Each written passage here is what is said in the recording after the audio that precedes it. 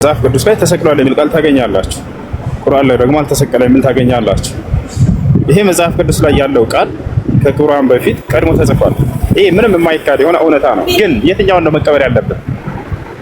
የትኛውን መቀበል ነው ያለብን ለሚለው አምላክ የተናገረውን ነው መቀበል ያለብህ። ሰዎች ገብታቸዋል።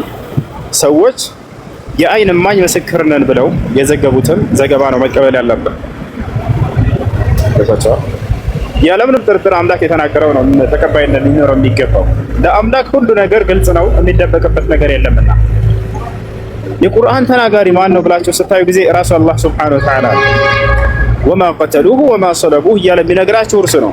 የሆነ ተከታታይ ሄዶ ቁሞ ሲገር አልተገደለም አልተሰቀለም ብሎ የሆነ ግለሰብ አይደለም የጻፈላችሁ። ገብታችኋል። ያ ራሱ አምላክ ክርስቶስን የላኩት እኔ ነኝ እያለ እየተናገረ ወረደ መጣና ለእስራኤል ልጆች መድኃኒት አድርጌ ላኩት እያለ ከተናገረ በኋላ እኔም እንዳይገደል እንዳይሰቀል አደረግኩት እያለ የሚነግራችሁ አምላክ ራሱ ነው። ታዲያ ምን ሆነ ስንለው ጊዜ ሰው አይደለም ቢመልስልን፣ እኔ ራሴ ያነሳሁት ወደ ሰማይ እያለ ይነግረናል። አያችሁ። የመጽሐፍ ቅዱስ ዘገባዎችን ግን ስታዩ ሰዎች ናቸው፣ ለዚያውም በቦታው ያልነበሩ ሰዎች። ክርስቶስ ሊያዝ ባለ ጊዜ ሁሉም እንዳለ ሸሽተዋል፣ አምልጠዋል። ተነሳ በሚለው ጊዜ መግደላዊት ማርያም መታ ነገረቻቸው። እስከዚያ ድረስ በቦታው ሳይገኙ የአይን ምስክሮች ናቸው ማለት ስህተት ነው። ራሱ መጽሐፍ ቅዱስ ላይ ምን ይላል? ፈሪሳውያን በመጡ ጊዜ ሁሉም ደቀ መዛሙርት ጥለውት ሸሹ ይላል። ከዚያስ በኋላ መጨረሻ ላይ መግደላዊት ማርያም ተነሳ ስትላቸው ጊዜ እንግዲህ ያ ሁሉ ክስተት ሲሆን የሉም፣ ወፍ አምልጠዋል። ልክ እርሱ ከመግደላዊት ማርያም መታ ክርስቶስ ሲነሳም ራሱ አላየችውም። ሲነሳ ያየው አንድ ሐዋርያ ምስክር የለም። ገብታችኋል። ግን ተነስቷል ብለው ጽፈዋል። ከዚህ በፊትም ይሄን ጥያቄ ጠይቄላችሁ ነበር። ክርስቶስ ከሙታን ሲነሳ ያየው አንድ የሐዋርያ ምስክር አለው ይላል? የለም መጽሐፍ ቅዱስ ላይ።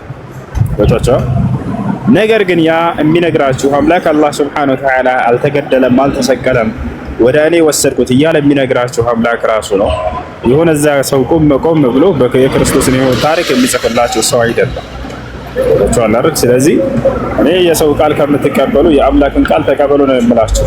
እሺ እንቀበላቸው ብለን እንኳን ብንሄድ ያዩ የአይን ምስክሮች ናቸው በሚለው ሂሳብ አላዩም አልነበሩም። ክርስቶስ ሲነሳ ያየ አንድ የሐዋርያ ምስክር የለም፣ ውሸት ነው።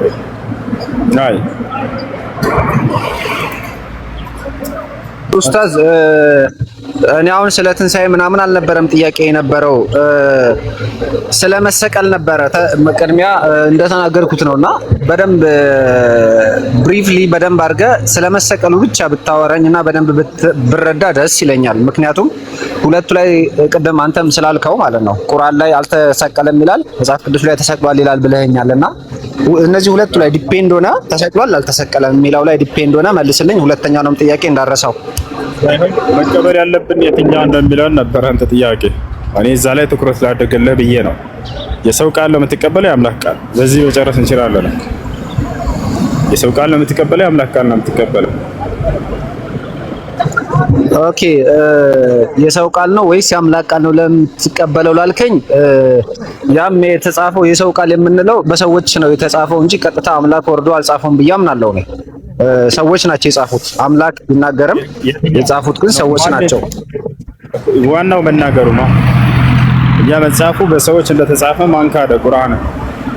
ነገር ግን ያንን የሚነግርህና የሚተርከው አምላክ እንጂ ሰዎች አይደለም፣ ነብይም አይደለም። አምላክ ራሱ ነው በቁርአን ላይ እየተናገረ ያለው የክርስቶስን ሙሉ የህይወት ታሪክ እንጂ ነብዩ መሐመድ ሰለላሁ ዐለይሂ ወሰለም ቁጭ ብለው እርሳቸው ቁጭ ብለው ለሰሃቦቻቸው እየነገሯቸው ከራሳቸው እያስጻፉ አይደለም። መጽሐፍ ቅዱስ ግን ሌላ ታሪክ ነው። አምላክ እየነገራቸው ሳይሆን የአይን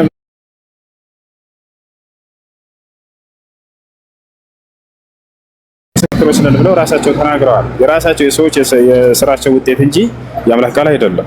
ሉቃስ ወንጌል ምዕራፍ 1 ቁጥር 1ን ማንበብ ትችላለህ።